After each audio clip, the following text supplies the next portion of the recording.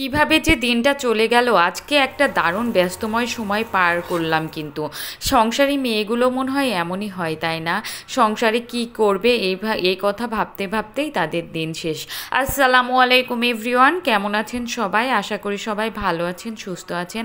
আজকে আমি একটা দারুণ ব্যস্তময় সময় কাটিয়ে ফেললাম। সকাল দিয়ে শুরু করি। আজকে আমি সকালে নাস্তাটা ঝটপট পরোটা বানিয়ে ফেলেছিলাম। পরোটাটা একটু বড় করেই বানিয়েছি। আমরা দুইজন মানুষ, দুইটা পরোটা হয়ে গেলেই হয়ে যায়। সকালের নাস্তাটা খুব একটা বেশি আমরা করি না, হালকা পাতলা নাস্তা করি।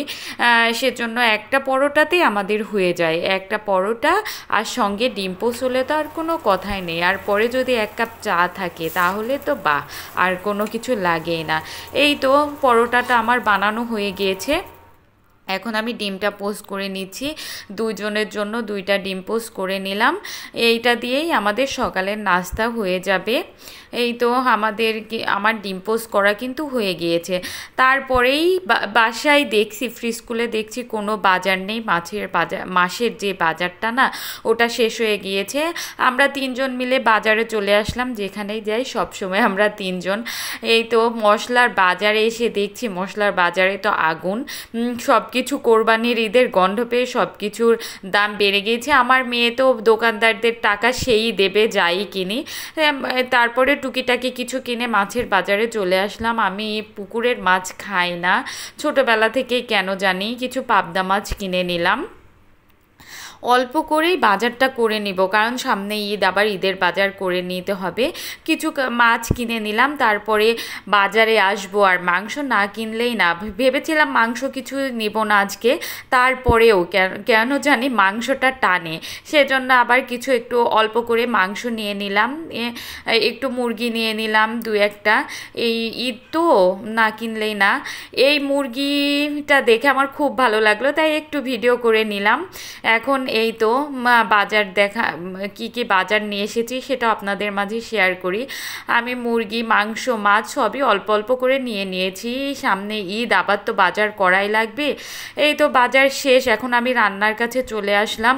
ওইগুলো কুটো কাটা করতে অনেক ঝামেলা, সেজন্য ঝটপট যেটা রান্না করা যায় আমি সেটাই করে নিলাম। মা বাসা থেকে করল্লা পাঠিয়েছিল, ওইগুলোই আজকে রান্না করব। এই তো করল্লা আলুটা কুটে নিচ্ছি। আজকে আমি কিন্তু করল্লা আর আলু ভাজি করব এবং ডাউল রান্না করব। এটা কিন্তু আমার খুব গরম লেগে গিয়েছে, সেজন্য আর মাছ মাংস কিছুই করলাম না। গরমের টাইমে এই খাবারগুলোই অনেক মজা, আর করলার তরকারি তো অনেক ভালো লাগে আমার।